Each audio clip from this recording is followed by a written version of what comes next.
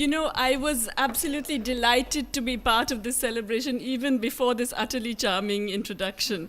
So thank you very much. You must admit that was a hard act to follow, especially as I have to apologize that I do have a presentation. Sorry about that. But some of us need the sort of the guidance of what are peculiarly called the slides. Someone noted that slides are really mid-20th century, right? They are so last century, and yet we call them slides. Those of you who are my generation might remember those little transparent things that people used to put diagrams on.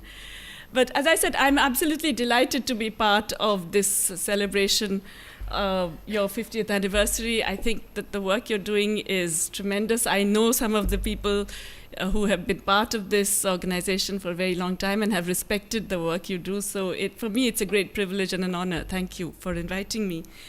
So I'm going to talk in a slightly more macro way about, I think, some of the points that were raised with such wisdom by Dr. Klaus-Doffer, in the sense that not specifically about the implementation in specific goals, but really the whole development agenda. And as was mentioned already by Peter, whom incidentally I knew when he was a young and charming diplomat in New Delhi some decades ago. He's still very charming, and also actually just as young. But anyway, so I'm going to talk really about the sort of broader context in which this very, very ambitious agenda is placed. And as Peter said, it's something that really has to be transformative. If even one part of it is to be achieved, it's already getting that much closer to utopia. So how on earth are we going to do this? In particular, let's remember they are, as I said, they're much more ambitious than the MDGs. Nobody likes to admit it, but the MDGs were really an extrapolation of the past trends. In most of the cases, they just looked at what had happened the previous 10, 15 years, and then they pushed it forward. And so they were not that hard to meet. It's incredible that even so, not all of them were completely met. In India, we did not meet the maternal mortality rate indicator, for example, but nonetheless. But what was, I think, wrong with the MDGs is that they just put these goals and targets without any sense of the process or the interlinkages. The SDGs, in comparison, they are really much more about process and about interlinkage. You really have to do the whole thing together, in a sense, the whole bundle, which really means that you must have an enabling environment within countries, but also across the globe, really. And as Peter mentioned, this is, the SDGs are about everyone. They're also about Austria. They're also about Europe. They're also definitely about India. So therefore, you must have this global kind of compact. It's amazing that you got so many countries to actually sign on to the SDGs. I don't know if it would happen today, just as well it happened a few years ago. But what you must recognize is that we are not going to achieve it unless we actually have a global compact on how to do it, which I'm here calling a global New Deal. Now, what do I mean by that? I'll get to that in a minute. But let's recognize that this global economy is not in good shape. Yes, green shoots, yes, recovery, yes, Europe has never grown so faster and all of that kind of thing. Really, it's not out of the woods, okay? The global economy is still growing much slower than before. Even if we recognize that GDP is not the best indicator, this so-called new normal is a very low level of ambition. But more than that, global trade growth has slowed down, so it's now slower than output growth, okay? That is to say, less trade integration. For developing countries, what really matters also is the commodity cycle. Many developing countries are commodity exporters. And the price downturn, in a sense, broadly continues. There's a little bit of a recovery and then a dampness in terms of broader commodity prices, not just oil, but all of them. The critical issue is really that because that there's really no source of global demand.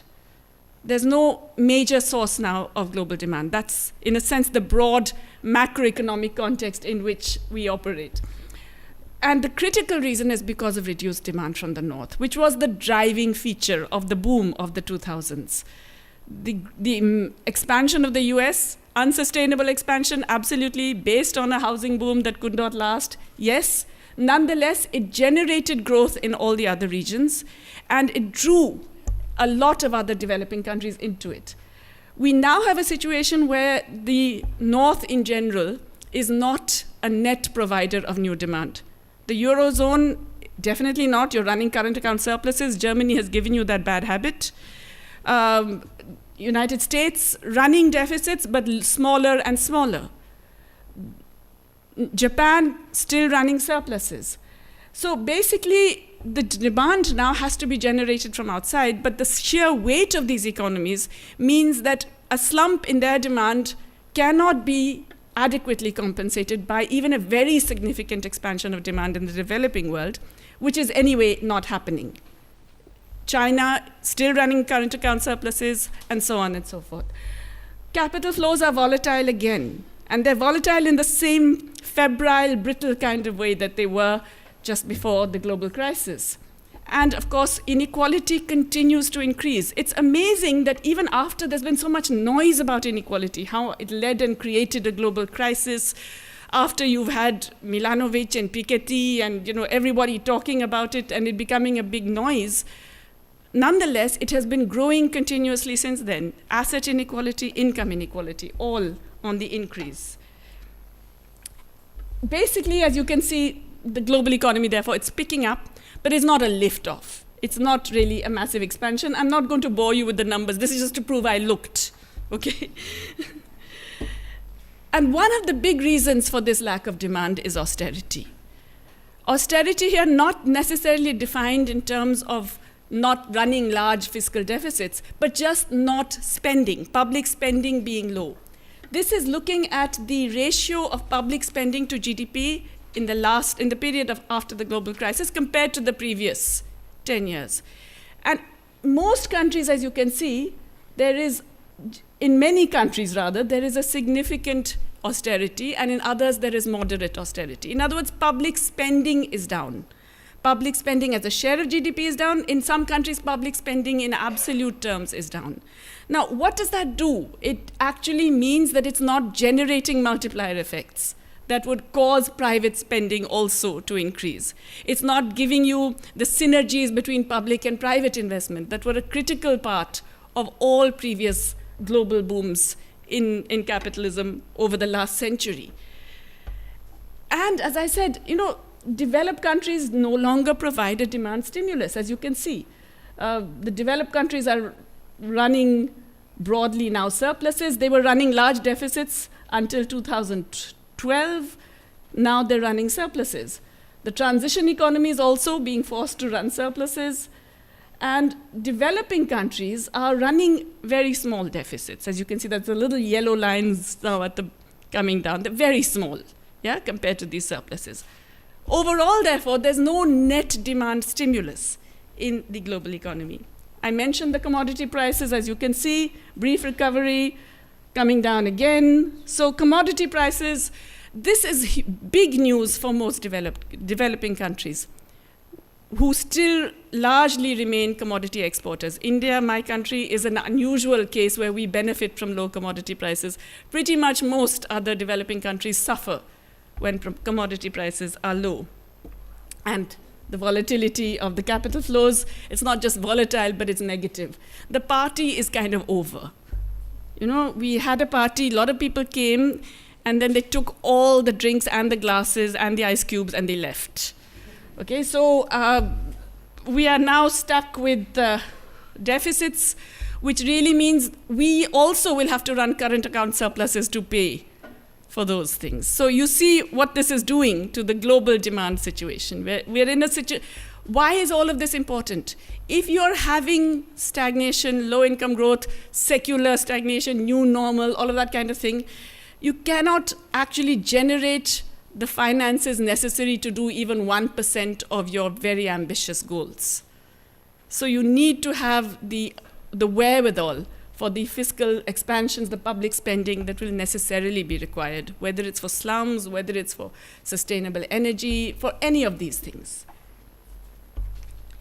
So we had a recovery. Developing countries recovered faster than the developed countries. If you remember after the global crisis, and we were all very proud of it.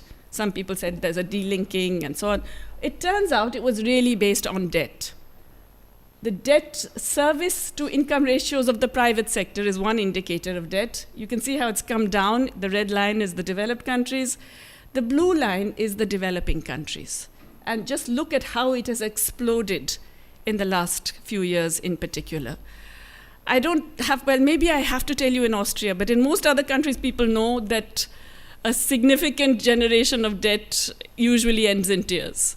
Debt bubbles don't last indefinitely, and when they end, it's not comfortable, it's not pleasant. And often it generates a broader financial crisis. So it's not a sustainable recovery. Sustainable here, not in the development sense, but just purely in an economic sense. It's not going to be continued beyond a point. Then convergence. Okay, so this was supposed to be the decade of global convergence. But when you look at it, it's really only East Asia.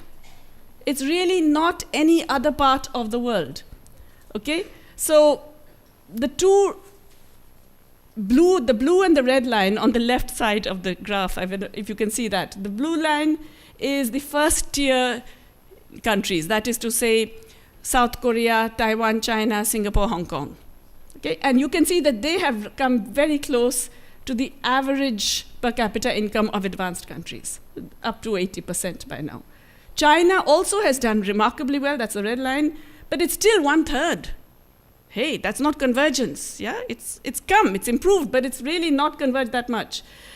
The other great success story, Southeast Asia, not such a huge convergence. South Asia, led by India, really very little convergence, and we're still at 10% of the level of per capita income. You look at all the other regions, there's no convergence at all. Latin America, nothing has changed. North Africa, nothing has changed. Sub-Saharan Africa, it's declined. So global convergence, China convergence, South Korea convergence, Malaysia convergence. Not really convergence for most of the rest of the developing world. Why? Because manufacturing still remains critical, and the manufacturing revolution didn't happen outside these places that I have mentioned. Korea, Malaysia, China, etc. It hasn't happened in all the other regions.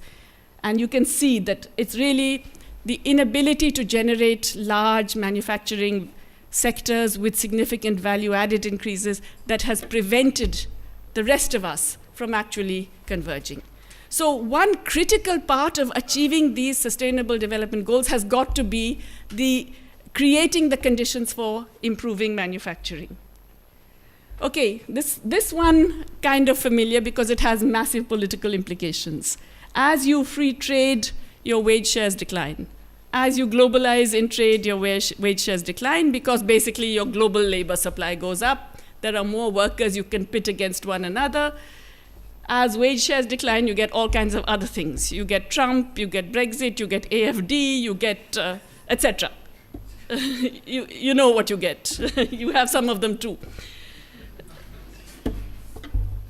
Developing countries, again, remember it's a few countries. It's Korea, Malaysia, China, doing this massive increase in the share of exports and outputs, which is again the perception in the north that they're all taking our jobs. Actually, manufacturing employment is falling in the south. Across all the countries of the south, it's falling even in China. Nobody believes me when I tell this, but it's true.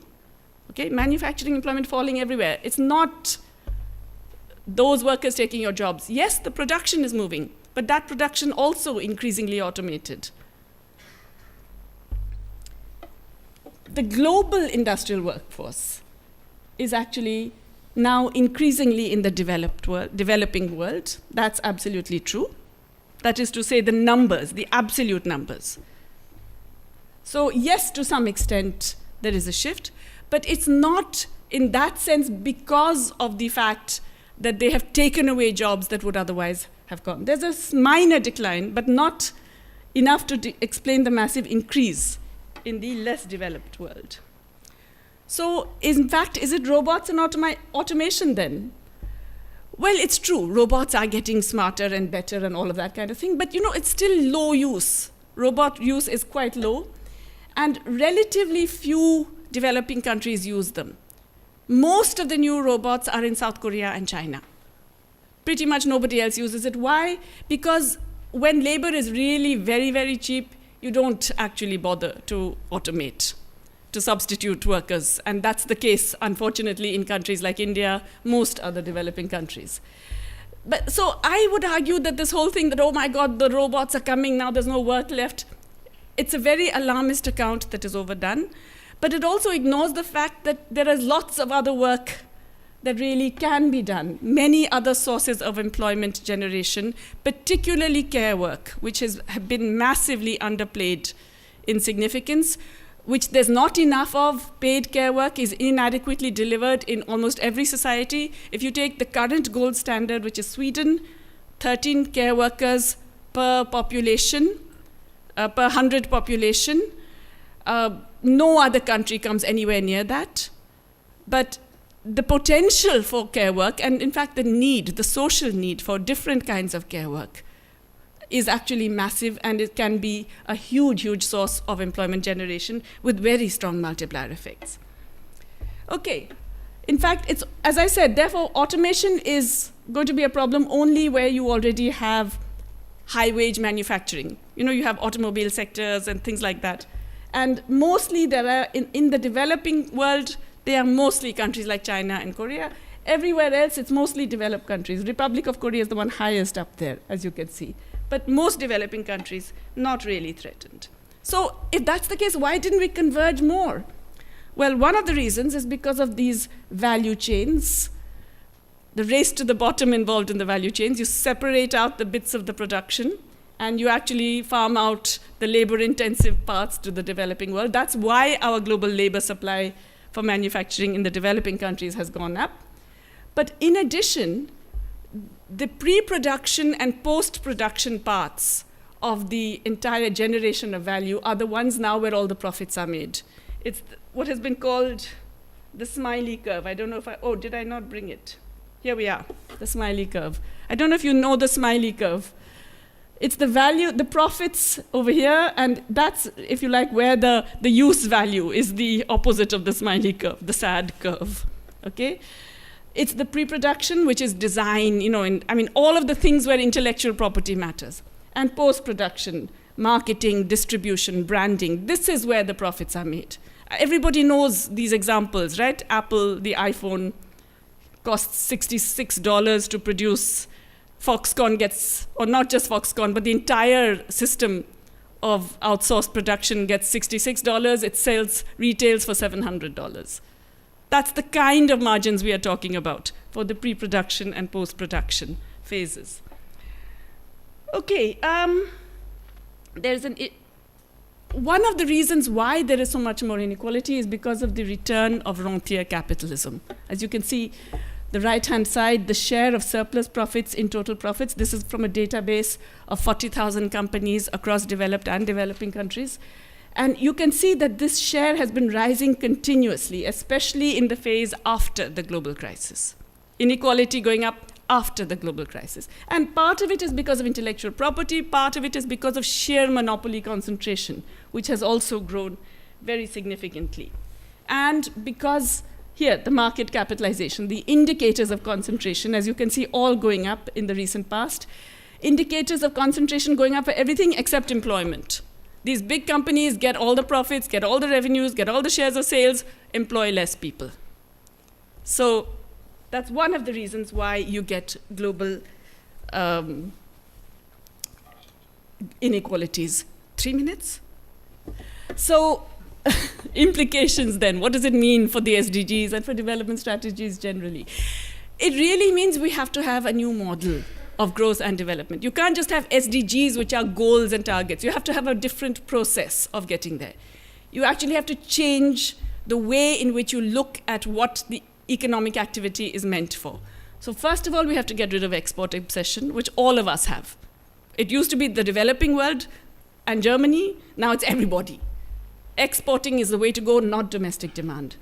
We should be focusing on wage and employment-led growth. We must have an investment push, which usually means active state intervention. Maybe intervention is the wrong word. Maybe we should say state creation. Basically, the state is creating the investment and the productive capacities. You have to do there has to be an emphasis on manufacturing, obviously with an emphasis on a recognition of the ecological and environmental considerations. We have to address asset and income inequality. It's not that difficult.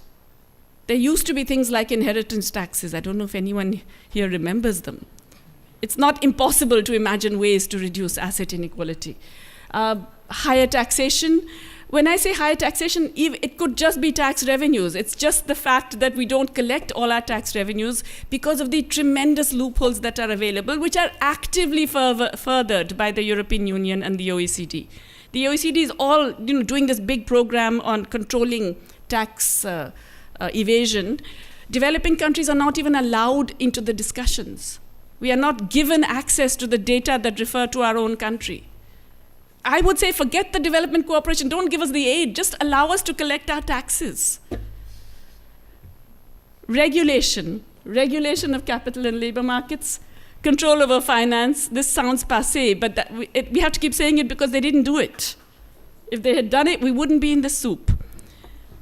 And social policy as development policy. Basically, the universal provision of good quality basic goods and services. Universal. Access for everyone. I'm in Austria. You guys know it already. But the rest of us don't.